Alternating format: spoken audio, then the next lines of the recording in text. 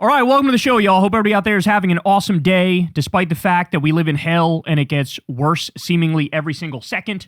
But I have a lot of stuff to talk to you guys about today. So in a little bit, we're going to discuss how so-called liberal media betrayed you and lied to you for Trump. So I'll break that down for you. We also have the hidden reason why Israel loves the Venezuela regime change. I'll break that down. We have an open question about: did Trump sell out Ukraine in a secret deal for Venezuela with Russia?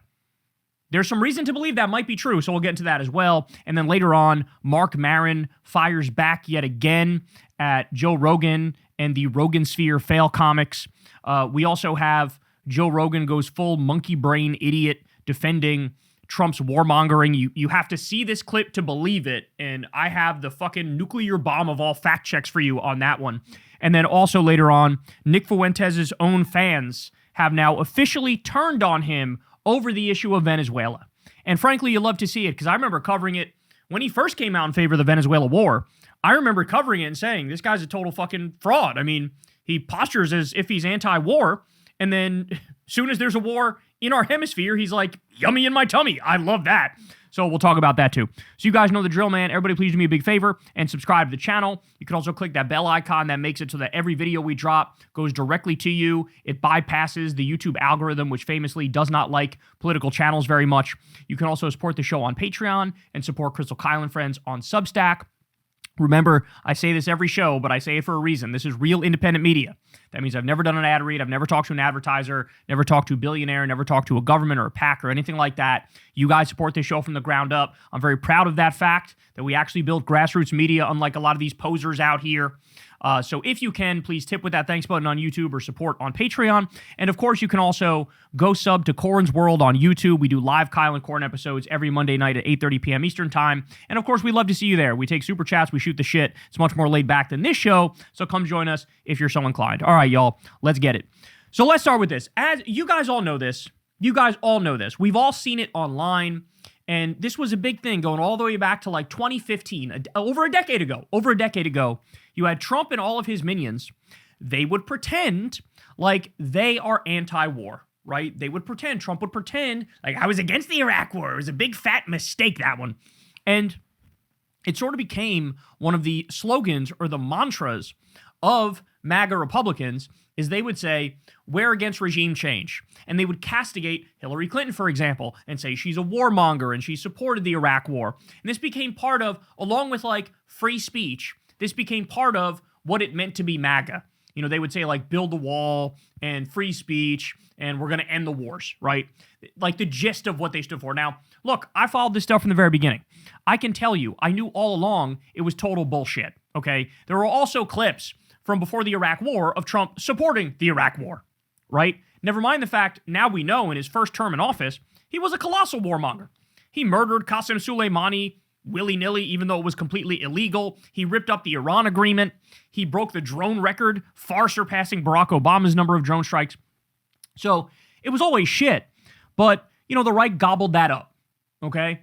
Well, Trump, half the time on the campaign trail, he can't help himself. He always went back to the, I'm against regime change, it's stupid, I'm against these wars, I never started, no new wars, no. Now, by the way, that's also a lie, but the slogan became more truthful to these people than the actual truth. And so here's Trump, and he's going to effectively eviscerate his own Venezuela policy. This is Donald Trump versus Donald Trump, or I guess you could say Donald Trump owning Donald Trump. Here we go. We're going to run the country until such time as we can do a safe, proper, and judicious transition. So that's him talking about nation-building Venezuela. We're going to run the country. All right, here we go. Our current strategy of nation building and regime change is a proven absolute failure. We will break the cycle of regime change. We must abandon the failed policy of nation building and regime change that Hillary Clinton pushed in Iraq, in Libya, in Egypt, and in Syria. Regime change takes chaos. You've seen how that works over the last 20 years. That hasn't been too good. It's not a reckless interventionist globalism. We're getting out of the nation-building business. We're going to stay until such time as the proper transition can take place. We're going to... So now their dodge is, well, wait a second, but Venezuela's in our hemisphere. As if that's supposed to be convincing to anybody. Like, no, you didn't say, I'm against regime change, I'm against nation building. Unless, of course, you mean in our hemisphere. In that case, I'm totally okay with it. You didn't say that. Of course you didn't say that. Their big line is now, but Venezuela is in our backyard.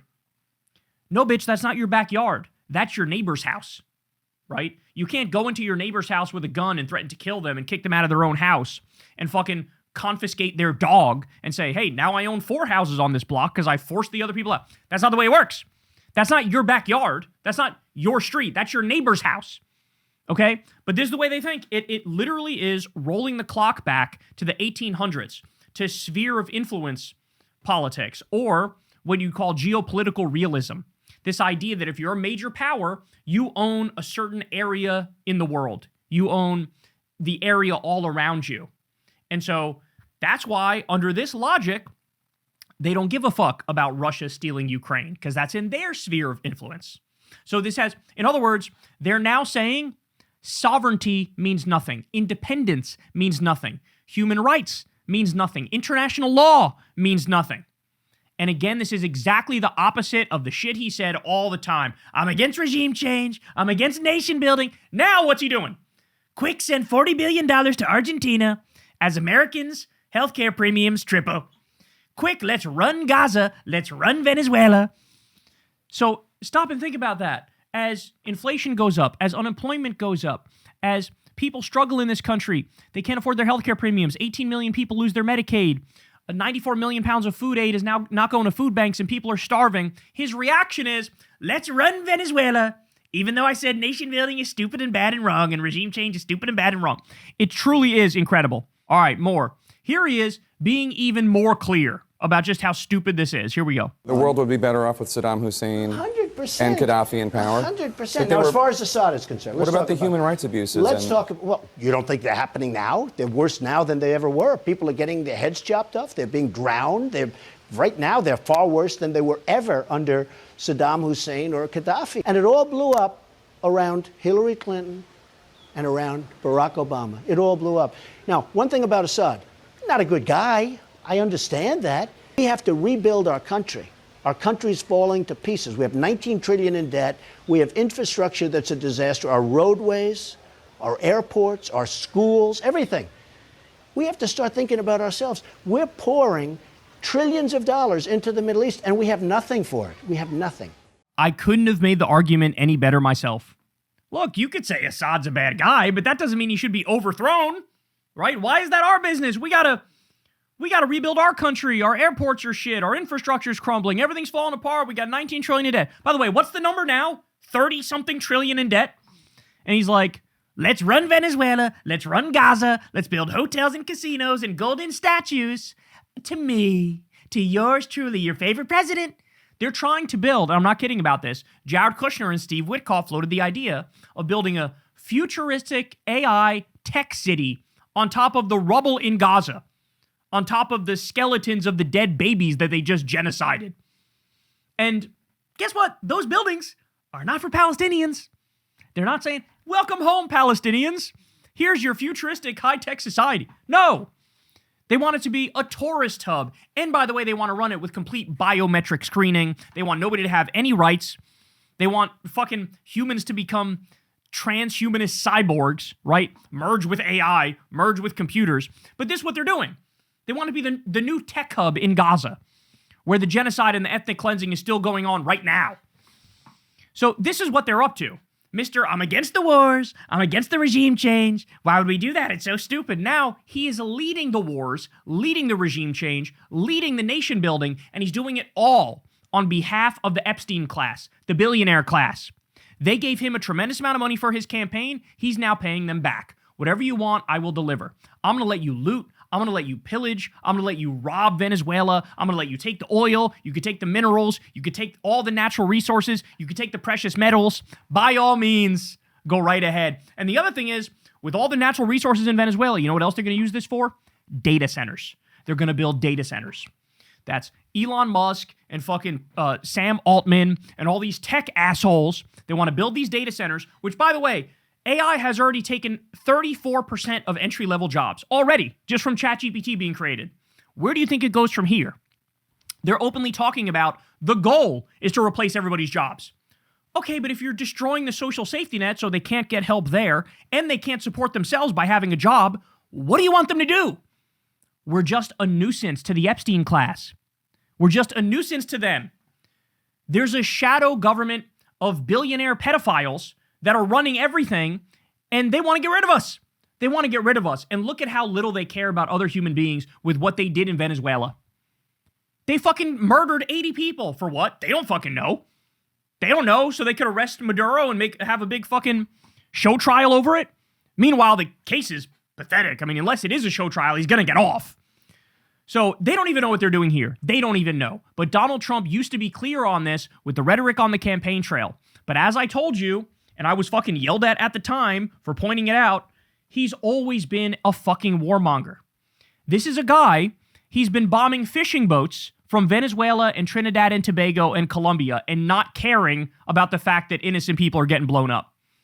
They just did the regime change in Venezuela. He also bombed Yemen and Somalia and Nigeria and Iran.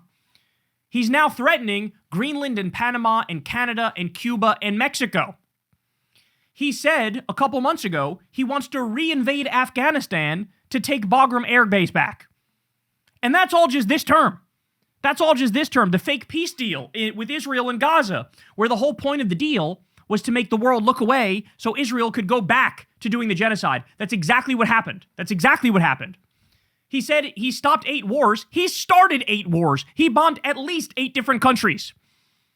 And then in the first term, increasing drone strikes over 400%, keeping us in Iraq and Afghanistan, bombing Syria twice, bombing Somalia, occupying Syria to take the oil from there, increasing the Pentagon budget. Now he wants it at $1 trillion a year when they can't even account for 63% of their money. It's a total fucking slush fund for billionaire criminals and corporate criminals.